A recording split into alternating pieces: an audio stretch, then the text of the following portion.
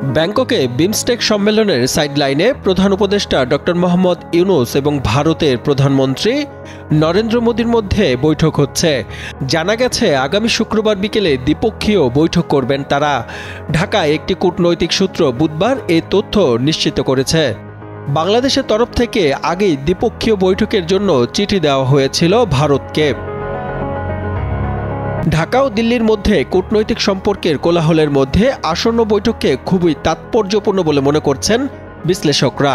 এর আগে ভারতের প্রধানমন্ত্রী নরেন্দ্র মোদীর সাথে প্রধান উপদেষ্টা ডক্টর মোহাম্মদ ইউনূসের বৈঠকের জন্য বাংলাদেশের পক্ষ থেকে একাধিকবার চেষ্টা চালালেও তাতে কোনো সাড়া দেয়নি ভারত। ওয়ালটন আবারও মিলিয়নিয়ার অফারে ওয়ালটন ফ্রিজ কিনে আপনিও হয়ে যেতে পারেন মিলিয়নিয়ার।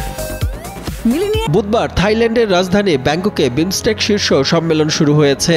এতে অংশ নিয়েছে বিমস্টেক সদস্য দেশ ভারত, বাংলাদেশ, ভুটান, নেপাল, মিয়ানমার, শ্রীলঙ্কা ও থাইল্যান্ড। প্রথম দিন সদস্য দেশগুলোর শীর্ষ কর্মকর্তাদের বৈঠকের মধ্য দিয়ে সম্মেলন শুরু হয়। এতে বাংলাদেশের পক্ষে যোগ দেন পররাষ্ট্র সচিব মোহাম্মদ জসিমউদ্দিন। সভা শুরুর আগে সাম্প্রতিক ভূমিকম্পে নিহতদের স্মরণে নীরবতা পালন করা হয়। বৃহস্পতিবার এই সম্মেলনে যোগ দেবেন প্রধান উপদেষ্টা ডক্টর মোহাম্মদ ইউনূস। সাদমান সাকিব, কালের কণ্ঠ।